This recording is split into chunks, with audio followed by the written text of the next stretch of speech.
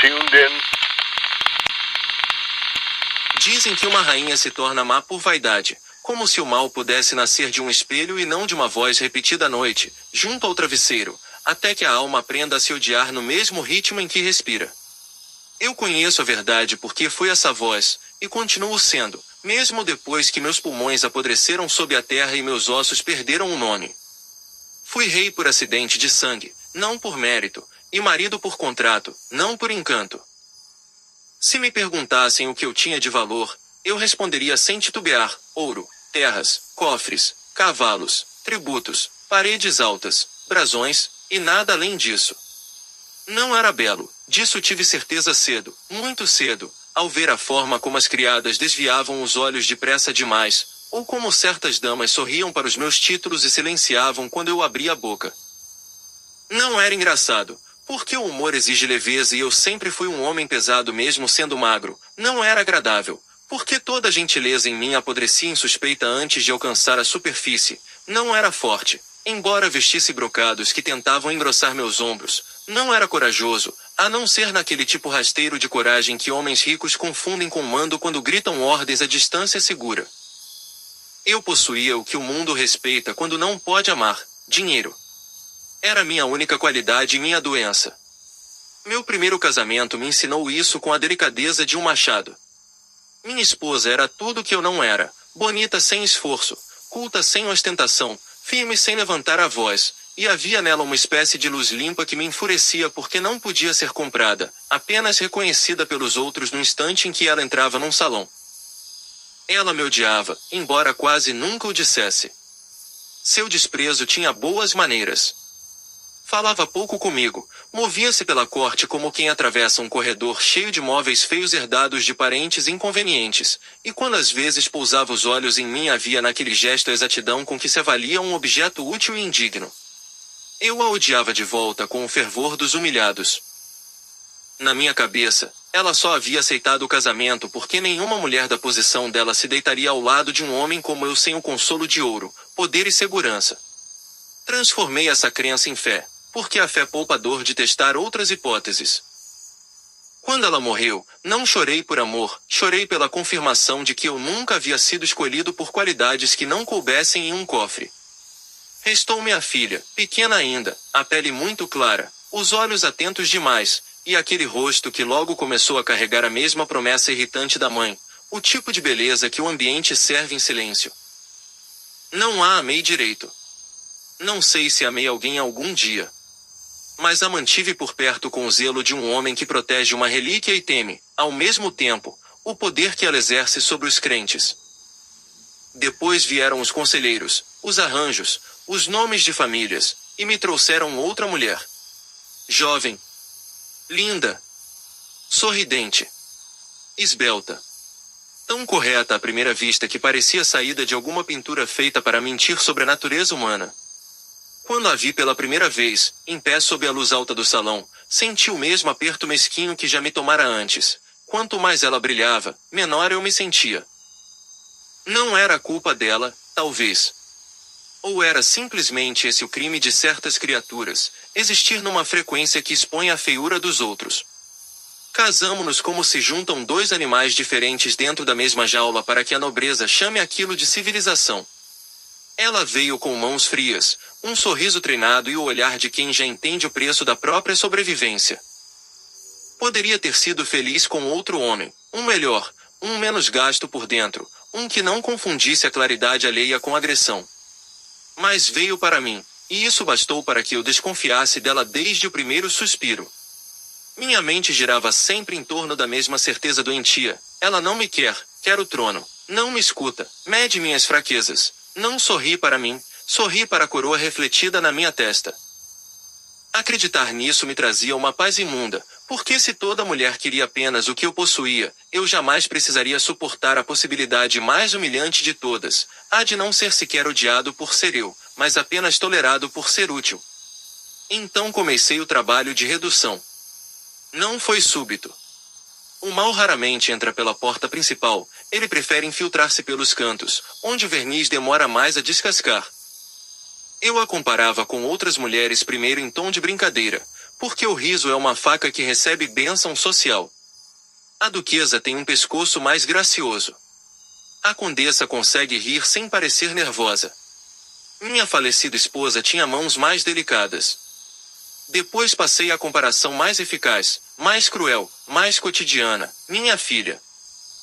A menina crescia, e com ela crescia o desconforto viscoso que se instalava entre nós três. Eu as colocava lado a lado com palavras mansas e venenosas. Dizia que a juventude da menina era uma vantagem natural. Dizia que certas cores ficavam melhores na pele da filha. Dizia que a madrasta deveria aprender a sorrir com menos esforço, porque a menina parecia fazê-lo sem sequer pensar. Dizia que uma era doce e a outra um pouco dura, uma era espontânea e a outra um pouco calculada, uma tinha frescor e a outra ostentava perfeição demais, como se a perfeição, em vez de elogio, fosse uma acusação. Eu queria diminuí-la até que coubesse no meu medo.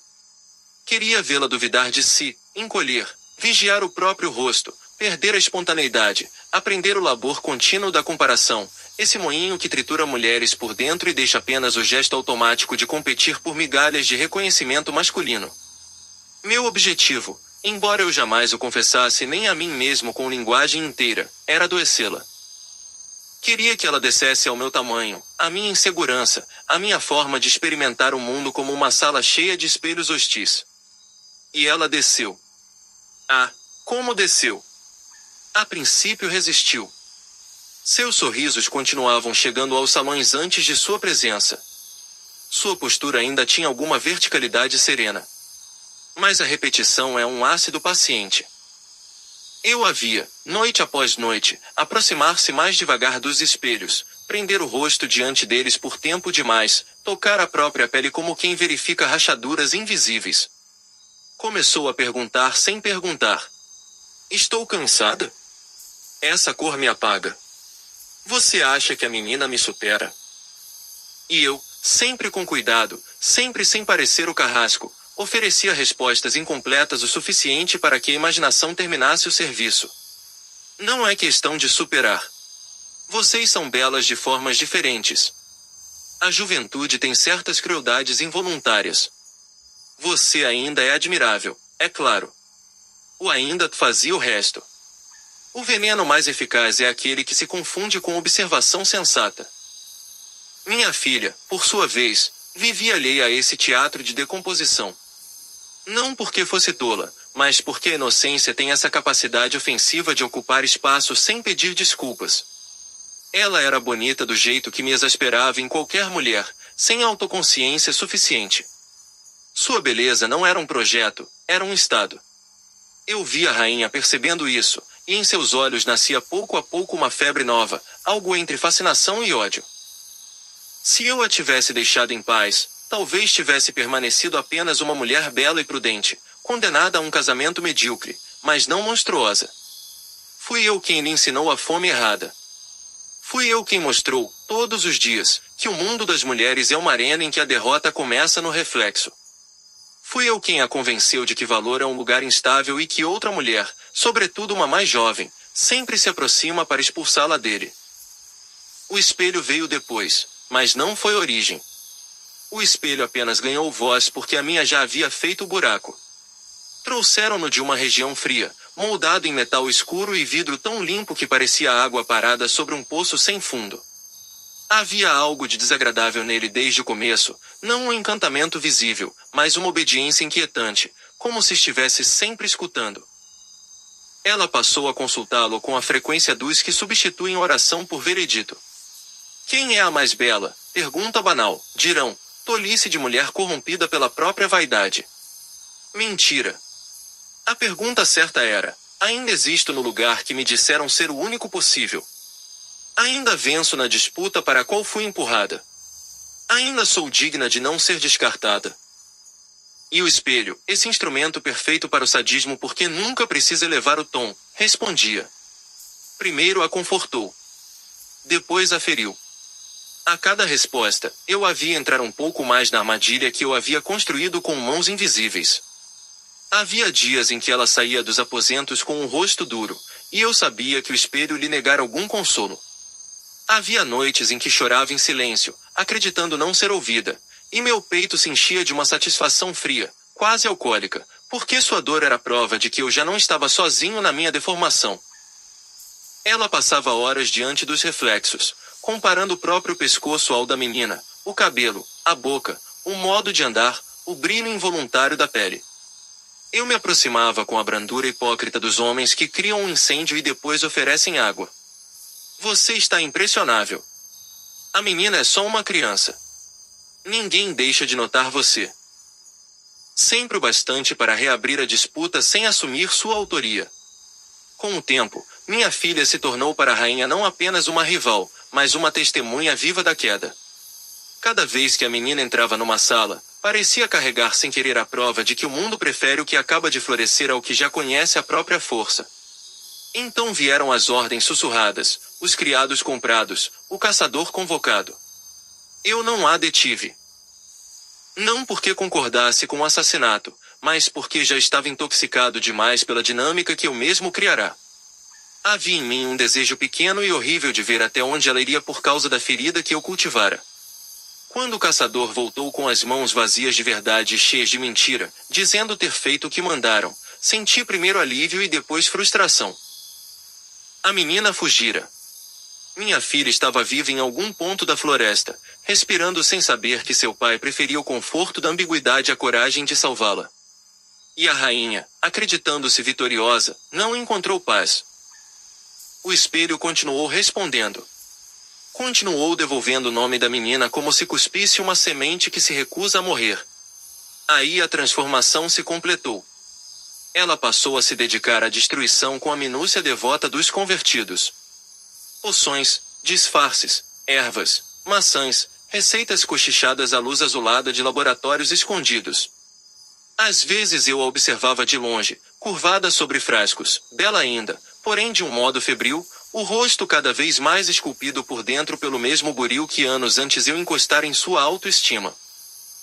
Tinha vontade de dizer que parasse, de confessar, de revelar-lhe que aquele monstro fora cultivado a partir do meu medo, mas havia em mim uma covardia mais funda do que o remorso. Se eu dissesse a verdade, precisaria vê-la inteira. Precisaria admitir que eu tinha assassinado sua paz muito antes de ela tentar matar a menina. E eu não suportava a claridade. Ela percebeu meu papel, claro. As pessoas quebradas pela comparação tornam-se especialistas em detectar a mão que empurra. Numa noite em que o castelo parecia respirar mais devagar, como se aguardasse o desenlace de uma febre, ela entrou em meus aposentos sem anúncio. Não trazia coroa, nem joias, nem o sorriso que um dia a tornará luminosa. Trazia apenas os olhos, e neles havia uma espécie de nitidez mortal. Foi você, ela disse, e não era pergunta. Eu poderia ter mentido. Poderia ter rido, negado, chamado aquilo de delírio, oferecido o nome cômodo da loucura feminina àquilo que eu sabia ser lucidez tardia. Mas algo em mim, talvez cansaço, talvez orgulho, talvez o impulso suicida dos covardes quando percebem que a mentira já cumpriu sua utilidade, apenas ergueu os ombros. Eu não a obriguei a nada, respondi. E era a frase perfeita, porque contém a metade exata da verdade necessária para absolver um canalha. Ela ficou imóvel por um momento tão longo que ouviu o crepitar da cera nas velas. Depois sorriu, não com doçura, mas com uma calma tão funda que senti medo de verdade pela primeira vez em muitos anos. Aproximou-se da cama onde eu estava, e ainda recordo o perfume dela, algo entre rosas passadas e ferro. Não, disse ela, você só me ensinou a me olhar com os seus olhos. Então me matou. Não foi uma cena grandiosa. O horror raramente tem música. Houve mãos firmes, um metal curto, uma pressão quente abrindo meu corpo, e a surpresa indecorosa de perceber que a morte é menos majestosa do que a paranoia sempre fantasiou. Caí, sangrei, tentei dizer algo e não disse nada que merecesse ser ouvido. Ela me observou esvaziar como se finalmente estivesse assistindo ao fim de uma doença. Mas não acabou. Essa é a parte que as fábulas não sabem contar. Certos homens morrem e ainda assim permanecem, não como fantasmas grandiosos, mas como contaminação. Eu fiquei nela. Não por feitiço deliberado, não por pacto, mas porque já a ocupava havia tempo demais. Instalei-me naquilo que restou da sua autoimagem como uma ferrugem dentro do espelho. Desde então, vivo no intervalo entre o que ela vê e o que pensa que vê.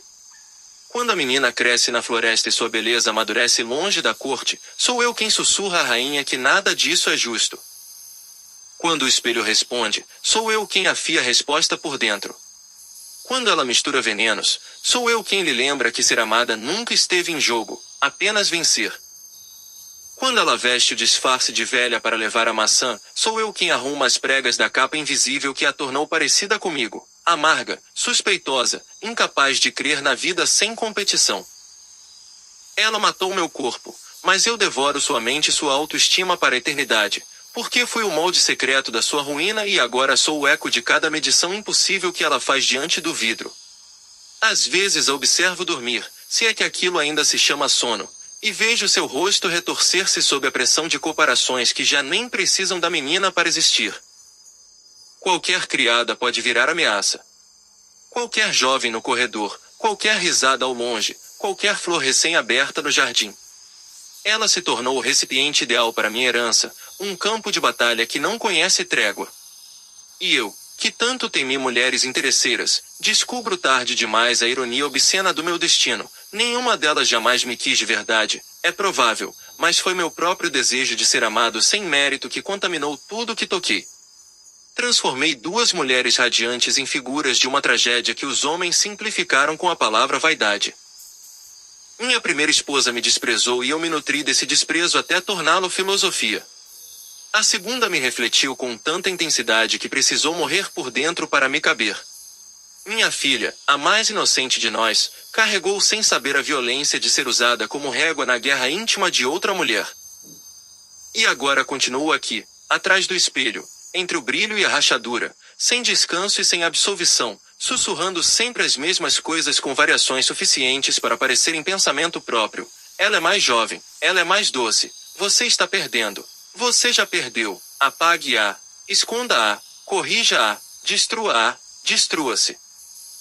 Se existe justiça, talvez ela consista nisto, não no castigo público da rainha, não nos sapatos em brasa com que a lenda gosta de dançar sobre sua culpa, mas na certeza de que eu nunca fui rei de nada além de um pântano emocional, e que mesmo morto não conquistei amor, apenas permanência parasitária. Ela ainda se aproxima do espelho com dedos finos e um desespero que aprendeu comigo. Ainda pergunta, de um jeito ou de outro, se é a mais bela. E eu, escondido na resposta antes mesmo que o vidro fale, sorrio do meu lugar sem rosto, porque sei enfim que a beleza nunca foi o centro dessa história. O centro sempre fui eu, um homem pequeno demais para suportar a luz de uma mulher, disposto a apagá-la só para não ver o próprio contorno miserável projetado no chão.